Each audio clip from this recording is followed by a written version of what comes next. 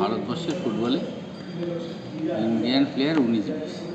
সুনীল ভালো খেলোয়াড়। সুনীল মানে ভারতবর্ষের অন্যতম একজন সেরা খেলোয়াড়, ভারতবর্ষের ফুটবল ইতিহাস।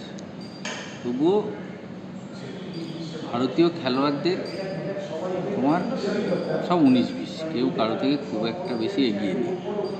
সেখানে আমাদের 2003 ডেট অফ বার্থের ছেলেরা বেশি খেলবে, কেন তন্ময়কাল ইঞ্জুরির জন্য খেলবে না। আর তন্ময় না থাকায় আরও বেশি ইয়াং খেলোয়াড় আমাদের টিমে খেলবে কালকে, যারা আগামী দিনে মোহামেডান স্পোর্টিংয়ের হয়ে আইএসএলে খেলতে দেখতে পাবে আর 2 বছর 3 বছর পর। এবং তারা তাদের সেরাটা দেওয়ার চেষ্টা করবে।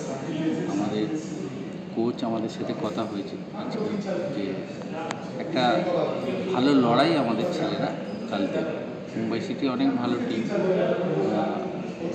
শুধু সুনীল ছেত্রী না, শিবশক্তি, পেরেরা ডিয়াস থেকে শুরু, বেঙ্গল রয়েস, হ্যাঁ ভালো ভালো প্লেয়ার আছে সেখানে। আমাদের টিমে কোনো বিদেশি নেই।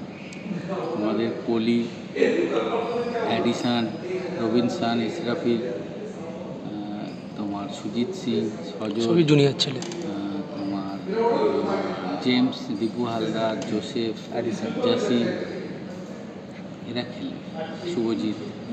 সেখানে আমাদের সব ইয়াং।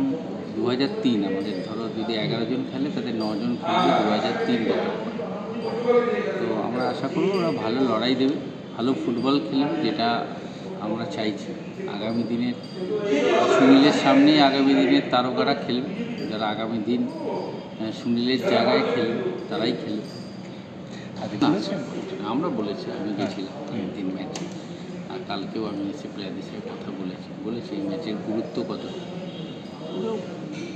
আশা করি আমাদের খেলোয়াড়রা তাদের 100 কি 200% দেবে। এবার রেজাল্টটা তো আমি আগে থেকে বলতে পারবো না, কেউ বলতে পারবে না। ধরো ওয়ার্ল্ড কাপে স্পেন 70% বল পজিশন নিয়েও জাপান স্পেনকে হারিয়ে দিয়েছিল, যে স্পেন ইউরো কাপ জিতে।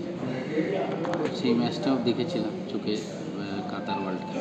সেখানে ফুটবল ম্যাচে যে কিছু হতে পারে, ওরা হয়তো ধারে ভারে এগিয়ে, কিন্তু ম্যাচ আমরাও জিততে পারি। কনফিডেন্স আজকে ব্যাঙ্গালোর এফসি হোক বা ইন্টারকাশি হোক, এই দুটোই টিম ভালো টিম। নো ডাউট ইন্টারকাশি থেকে ভালো টিম আছে ব্যাঙ্গালোর এফসি। ইন্টারকাশিকে আমরা যেদিন আমরা খেলেছি সেদিন যদি আমাদের একটা ভালো স্ট্রাইকার হতো, গোল গেটার হতো, তাহলে আমরা সেদিন ম্যাচ জিতে বেরোতাম, কত ভালো খেলেছি। এখানে সবথেকে বড় জিনিস হচ্ছে যে আমাদের রিজার্ভ টিম আছে, তাকে প্রুভ করার জন্যে এর থেকে বেশি ভালো প্ল্যাটফর্ম হতে পারে না। তারা নিজের জন্যে খেলবে, ক্লাবের জন্যে তো খেলবেই, জার্সির জন্যে খেলবে, কিন্তু নিজেকে প্রুভ করার জন্যে ওদেরকে 101% দিতে হবে।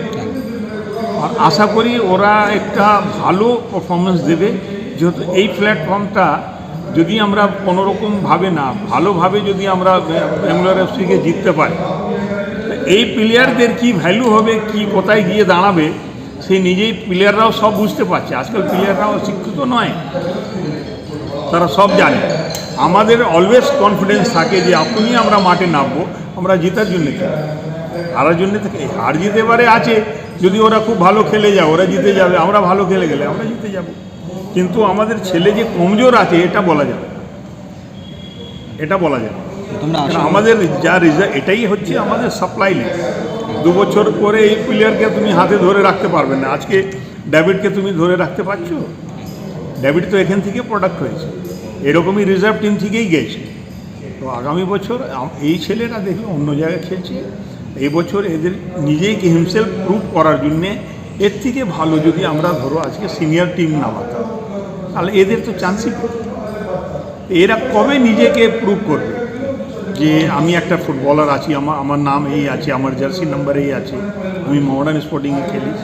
তো এটা একটা খুব ভালো সুযোগ আছে ওদের জন্য, ক্লাবের জন্য। আমাদের পাইপলাইনটা ভালো হবে, সাপ্লাই লাইনটা ভালো হবে। আশা করি আমাদের কাল একটু ভালো খেলা হবে। হার জিত আলাদা ব্যাপার আছে, মাঠের মধ্যে বলা যাবে 90 মিনিটের মধ্যে হ্যাপেন ক্যান বি ডান, কিছুও হতে পারে, কেউ জিততে পারে কেউ হারতে পারে। আমরা কিন্তু মোহামেডান স্পোর্টিং, ইস্টবেঙ্গল, মোহনবাগান কোনোদিন হারার জন্য নামি না।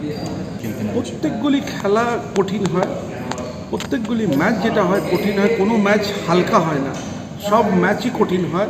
কিন্তু এবার হয় হলো যে মাঠের মধ্যে কে বেশি পারফরমেন্স দিতে পারবে। আমাদের এখানে একটা সুবিধা আছে, আমাদের এখানে একটা অ্যাডভান্টেজ আছে যে আমাদের ম্যাক্সিমাম প্লেয়ার যে আছে তারা ইয়াং সাইড আছে।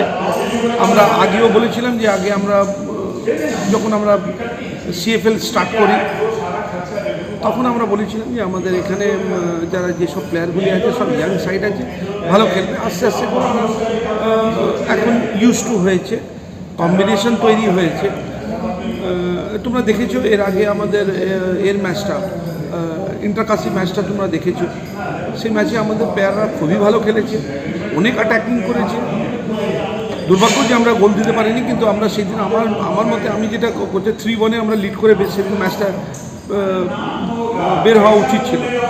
যাই হোক, আমাদের নো ডাউট আমাদের থেকে বেটার বলবো না, আমাদের থেকে টিমে বলতে গেলে ওদের এখানে কিছু ফরেনার আছে, আমাদের এখানে কিছু ফরেনার নেই, আমরা উইদাউট ফরেনার খেলবো। দেখা যাবে, কিন্তু আমার এত বিশ্বাস, একটা ভরসা আছে এই প্লেয়ারের উপরে, এই টিমের উপরে। দেখো, আমাদেরও তো প্রিপারেশন নেওয়া ছিল। লাস্ট 2 বছর আমরা ডুরেন্ট খেলেছি। আমাদের আই লিগে যখন টিম ছিল, আমাদের কোনো রিজার্ভ টিম বলে কিছু ছিল না। এবছরে আমরা যখন কোয়ালিফাই করেছি ISL-এর জন্য, তো আমাদের যে টিমটা লাস্ট ইয়ারেতে, সেই টিমটা আগামী 14 তারিখে মাঠে নামবে, সে পুরোপুরি ফরেনার ইনক্লুডিং। কিন্তু আমাদের এটা টার্গেট ছিল কলকাতা লিগে যে টিমটা খেলবে সেটা ডুরেন্ট খেলবে। আর যদি এই ISL টিমটা একটু তাড়াতাড়ি প্র্যাকটিস শুরু, যেটা আমাদের টার্গেট ছিল জুলাই মাসে 1 তারিখে বা 15 তারিখে স্টার্ট হতো, তাহলে ওর থেকে কিছু ইনক্লুড করে এর মধ্যে খেলানো যেত।